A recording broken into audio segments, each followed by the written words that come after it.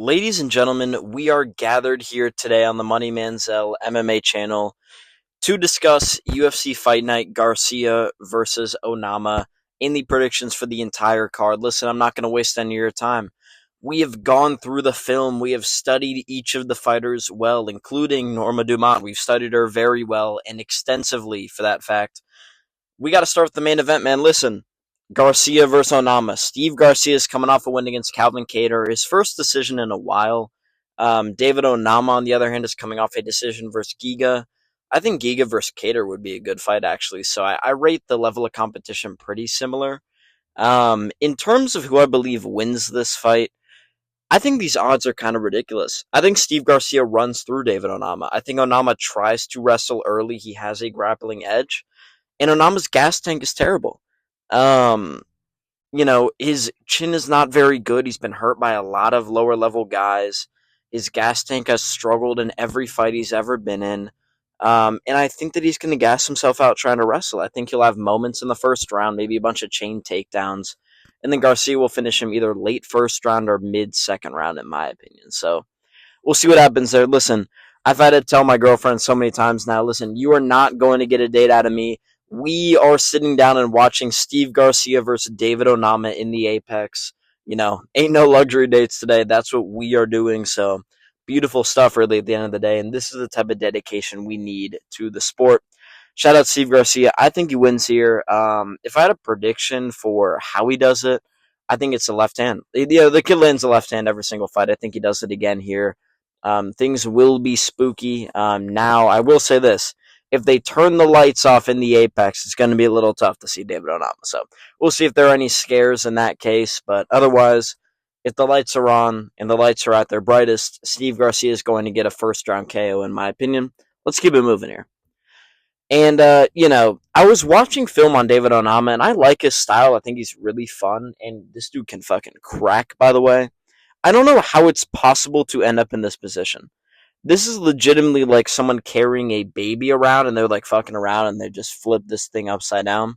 That's what happened with Nate Landwehr and David Onama. I do have a suggestion for you guys. If you have never watched the Nate Landwehr and David Onama fight, please go watch it. It's such a fun fucking fight. So much action, a bunch of knockdowns, a bunch of crazy moments. These two dudes are gassed by the third round. It made me a David Onama fan for life, I'll tell you that, because this dude's tough as fuck. So, shout out David Onama. He does lose to Steve Garcia, though. Let's move on. Waldo Cortez Acosta and Ante Delia. Waldo Cortez Acosta is coming off a loss to Sergey Pavlovich on the Shanghai card. I stayed up until like the main card started, and I was like, "Oh shit, I already made it. Like, I might as well stay up the whole night." And I fell asleep right before the fights I cared about. So I did not see the fight, but I saw he lost, which I was very happy about. If you're familiar with the channel. Ante Delia is coming off a KO loss against Marcin Tybura. Tom Aspinall would have loved to fight him, but it is what it is. I believe that Ante Delia wins here as the underdog. I think it's crazy that he's the underdog. Waldo could just hold him against the fence for 10 minutes of this fight and win like a 29-28. I think Ante knocks him out. Ante is seriously powerful. He's way more skilled than a majority of heavyweights. Waldo Cortez Acosta at the end of the day is still just a fat kind of slob, type of heavyweight. Very sloppy style. Not very good at anything, in my opinion. Not super powerful, not technical, not good at wrestling. He's just kind of made it off the back of weak performances versus weak competition. I think Ante's way better than him, and I pray that he eliminates Waldo Cortez Acosta from the sport. We do not need fat heavyweights anymore, man. We need skillful guys that are, putting it together and they make me happy by being good at the sport. So, shout out to Ante Delia. I think he's actually a skillful fighter. And he's in decently good shape, which I can appreciate from a heavyweight, especially when we've got fucking Chris Barnett, who's got his ass hanging out because his shorts are too small for him.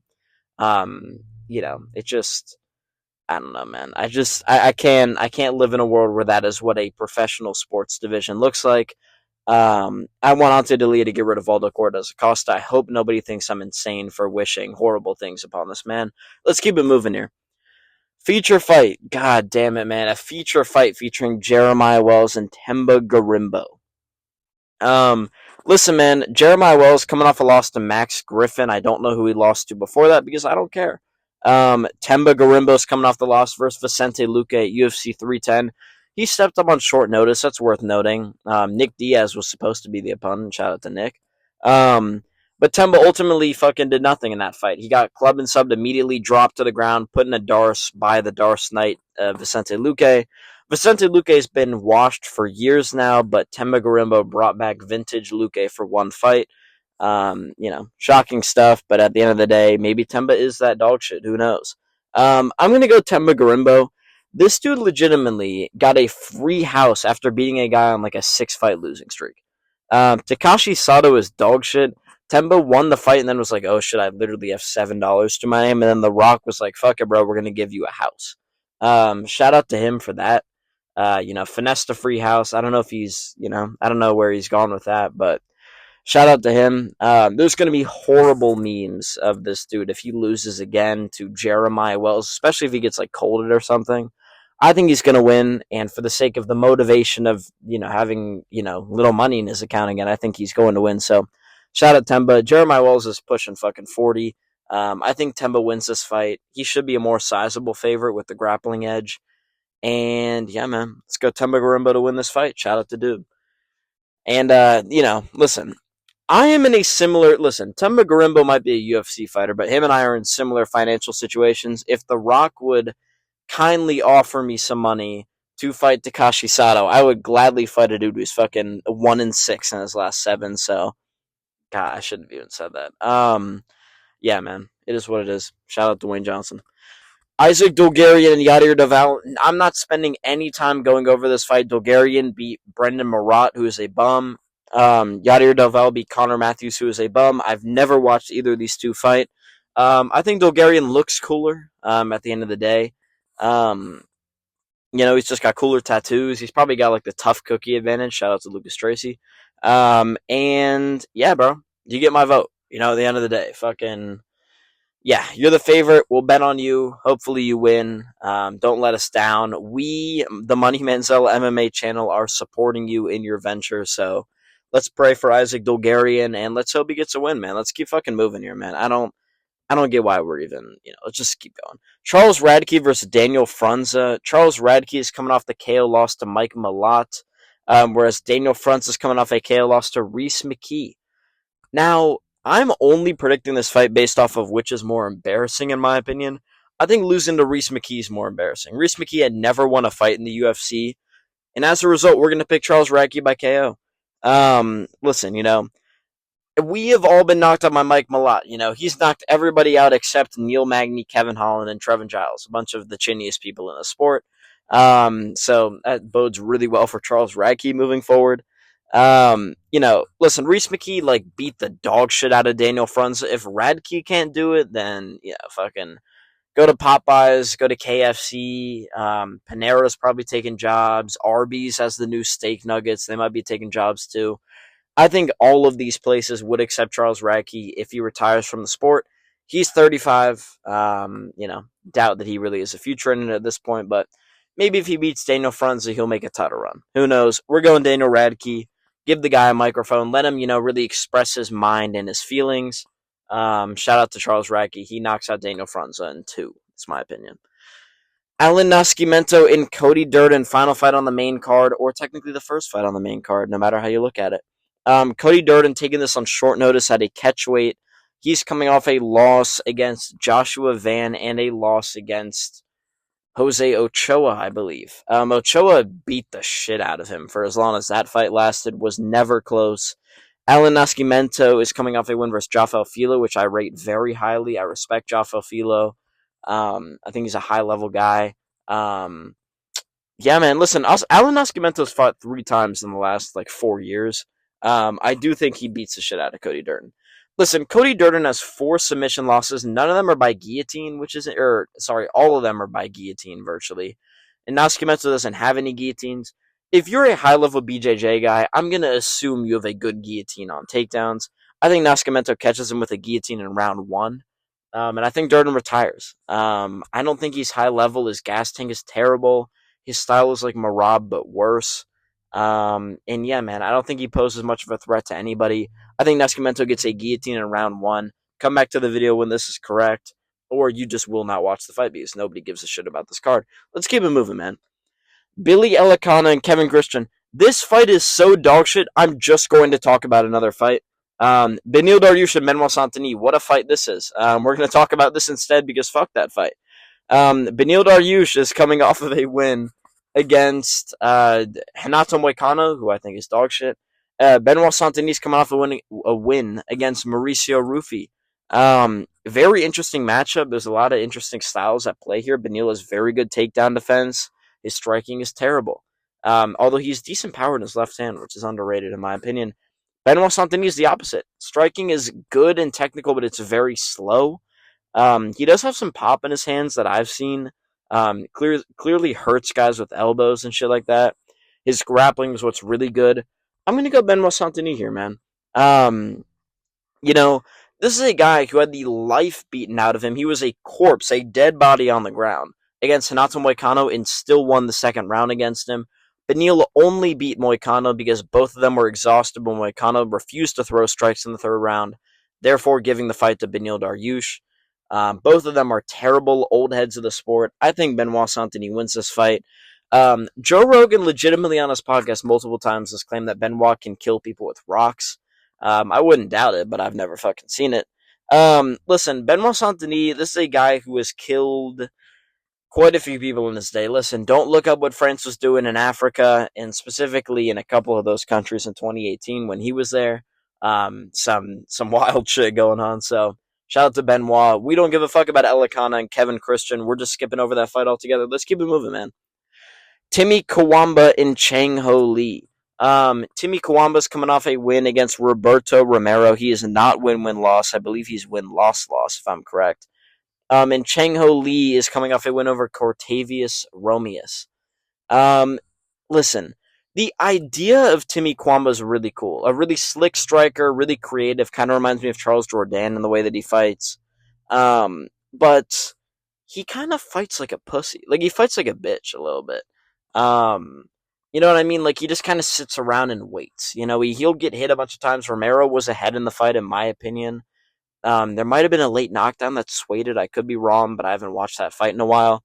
I think Chang Li takes this, man. Listen, Asian fighters in 2025 have had a bad fucking run. A lot of dudes getting knocked out. Real tough scenes. They keep losing fights. We'll go Chang Ho Lee. I think Mizuki changed the tide when she got the upset last week. You know, the UFC's bit where they fucking throw the two most exciting fighters on the card other than Onama and Garcia, where they throw them on the prelims of an Apex card and say, have fun. It's a really funny bit, man. We laugh every time they do this. We really enjoy it. It really gets us hyped up for the card. I don't know why we couldn't have thrown this on the Cutter card or fucking somewhere. You know what I mean? Like somewhere where there's a crowd to watch and enjoy it. But, you know, that's the life we live. So shout out to Chang Ho Lee. He wins this fight. KO probably. Dante Johnson and Cedricus Dumas. When I think of Cedricus Dumas, I think of high-level striking. You know, high-level grappling. You know, one of the toughest guys in the sport. This guy, Cedricus Dumas, is a saint. You know, he's never done anything wrong in his life, never been arrested, never been found in a dog cage after being arrested. And just the highest level of the sport, man. That is why we're going to pick Dante Johnson by first round KO. Cedricus Dumas, no bullshit, was found in a dog cage, like a crate, when the police tried to get him for like 18 warrants that he had. He's been arrested like 20 different times. He apparently had such a bad nut shot in his last fight in September that he couldn't continue, but now is back less than 2 months later. We know the bills need to be paid. It is what it is. This dude doesn't fucking care about his career. He just wants money. The UFC continues to give him fights. I don't know how. Dante Johnson knocks him out in the first minute. He's powerful. He won at heavyweight on the Contender Series, and now he's at middleweight. You know, this guy's game. He trains hard. He's fucking jacked. I think he wins by first round KO. Fuck Cedricus Dumas, dude. I don't know why the UFC is employing dudes like him, but we can't have Paul Hughes or Dakota Ditcheva in the UFC. Instead, we need Cedricus Dumas and fucking Josh Parisian when he was in the UFC, that fat fuck. Alright, let's keep it going. I'm angry. But yeah, man, Cedricus Dumas had $14 in his fucking bank account the last time that he was fighting. You know, I'll tell you what, this kid ain't got a lot more now. He's like, bro, I'm an adult. This is what adults have to pay for. Normal adults don't pay for fucking child support and being arrested 20 times, but it is what it is. And the dude faked being fucking hurt from a nut shot. It is what it is.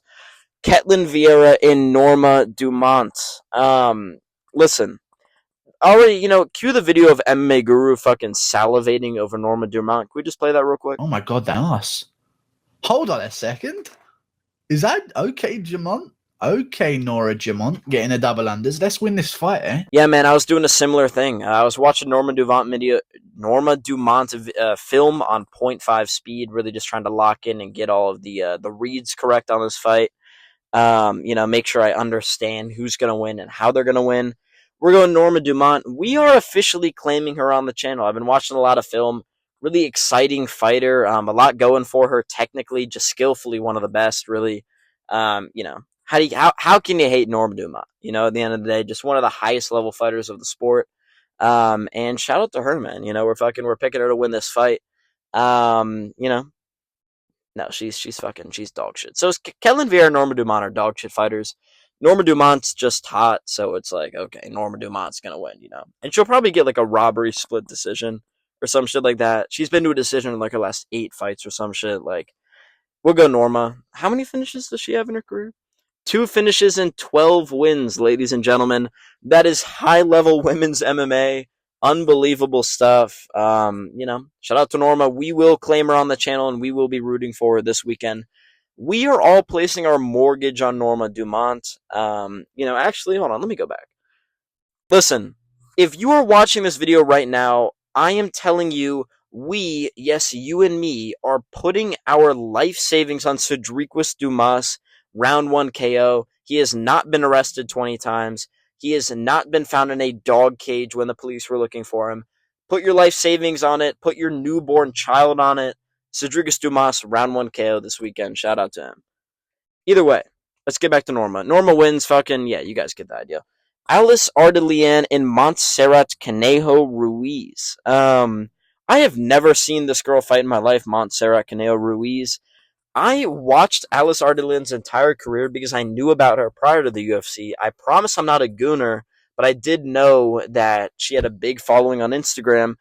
To my surprise, her big following on Instagram is because she's a fat ass. That's literally it. There's no other reason that people follow her. She has 700,000 followers.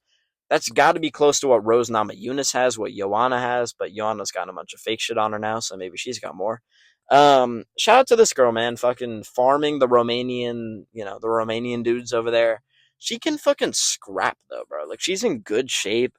She can really scrap and has great hands. Her wrestling is solid. She has good judo throws, but she's a little, overzealous with her throws sometimes. Sometimes she makes throws that I would not recommend a female fighter make, but they work in women's MMA, less skillful. Shout out to this girl, man. I think she wins by a decision, probably 30-27. I think Ruiz is dog shit. She could get a KO here. I would bet that she gets a decision. It's women's MMA. Let's get real. Phil Rowe and Seok Hyun Ko. Yes, let's put this fight at the beginning of the card because, yeah, we're not going to watch. Bro, this is a good fight. Seok Hyun Ko is a solid fighter, can crack on the feet, great takedowns, good grappling. Phil Rowe is only finishes in his career, 100% finish rate in every fight. Although he has 4 decision losses, which is kind of the omen that I'm going to carry into this fight. I fuck with Phil Rowe heavy. If he ever wanted to come on the channel, I'd happily interview him. He's one of my favorite guys, boxing-wise. He can't grapple, dude. Angelusa took him down. Phil Rowe had no answer. The control time's a little skewed in his fight with Angelusa. Angelusa took him down at the end of round 1, realized that he was easy to take down, and then did the same thing in round 2 and 3 early on. The number 6 minutes is from the last 2 rounds, and then Rowe got up. Angelusa is just a ball of muscle with 0 skill, so Rowe finished him on the feet. It was like the only finish of the Atlanta card, which is kind of crazy. But Phil Rowe does not know how to get off of his back. Lusa was dead tired, so he was able to get up, but I think Ko is going to take him down. He might get a finish here, by sub potentially, or by KO. Could, you never know. Good ground and pound, but the guy looks for position. I think he's going to do exactly what he did to Oban Elliott. He's going to do it again here versus Phil Rowe. Going to be disappointing, but I see a decision. I think there's going to be a bunch of decisions on this card, a bunch of sneaky decisions. We'll see how it plays out, but that's my Money Manziel fucking Mystic Mac prediction for today. So shout out. Final fight on the card. I do not give a fuck about this fight. Talita Alencar and Ariana Carnelosi. I do not give a fuck. We're gonna talk about a card on the. We're gonna talk about a different fight. UFC 322. Roman Kopylov versus Gregory Rodriguez. Shout out to these two boys. Again, highest level of the sport. These are actually good fights that people care about. Roman Kopylov lost versus Paulo Costa. He hung in there tough, but very chinny, in my opinion. He got dropped a bunch of times and wobbled a bunch of times. Gregory Rodriguez is coming off a terrifying KO of Jack Hermanson in a fight that he was winning anyways. In my opinion, dude, Gregory Rodriguez is going to win. This dude has like a death touch. He also looks like Obama. My fellow Americans. Gotta have that pussy. And them ribs, too. Shout out to Gregory Rodriguez, the Brazilian Obama. Dude, it was scary when he knocked out Jack Hermanson. Like, I think people were like, holy shit, did he just fucking kill that Norwegian dude? But listen, who does that to Jack Hermanson? You know, Joe Pyfer didn't do that to Jack Hermanson. I think Gregory KOs Roman Kopylov. I think he's incredibly chinny, and Paulo put a bunch of damage on him for him to come back that quick. Roman's tough. I think Rodriguez could win a decision by grappling also. He has a really underrated skill set. If he wasn't so chinny, I would think he could be a champ still. But terrifying looking individual, you know, not racist, but if he came by my car, I'm fucking locking those doors, let me tell you. So, shout out to Robocop. I think he wins this fight. We'll go KO. Ladies and gentlemen, that'll do it for the Onama vs. Garcia predictions. I know you guys don't give a fuck about this card, but I like talking about it. I like getting your opinions down below about what you think happens. The main event's a fun fight. I wish it wasn't a main event. It could be a fucking prelim on a pay-per-view. It's kind of shocking to me that this is what we're going to for main events. Hell, you could have done D'Elia and Waldo in a 5-rounder, and I would have cared more. It's upsetting to me. I'm not going to make a rant video about it. It is what it is. Bedtime's made one. MMA Guru's made a billion. There's no point in me, you know, pushing the same idea that everyone else has pushed already. But hopefully it's a fun fight. Hopefully we get a bunch of finishes and we can move on to the next Apex card, which is even worse. Gabriel Bonfim and Randy Brown. Very hyped for that, you know, fucking rude boy. But yeah, man, listen, like, comment, and subscribe down below if you enjoyed the video. My TikTok is at MoneyManziel MMA. I appreciate every single one of you for tuning in. I post a short every day, a TikTok every day, and I try to get a video out every day for you guys, except Saturday. So let me know what you thought about the video. Let me know who you think's going to win the main event. I will see you on the next one. Peace out, boys.